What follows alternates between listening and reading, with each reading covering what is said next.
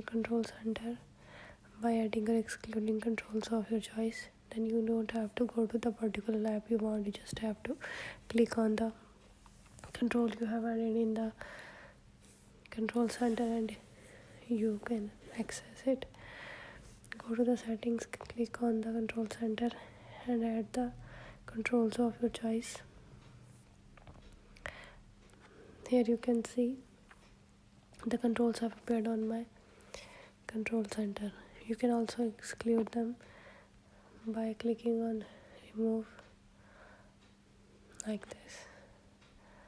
So this is how you can personalize your control center.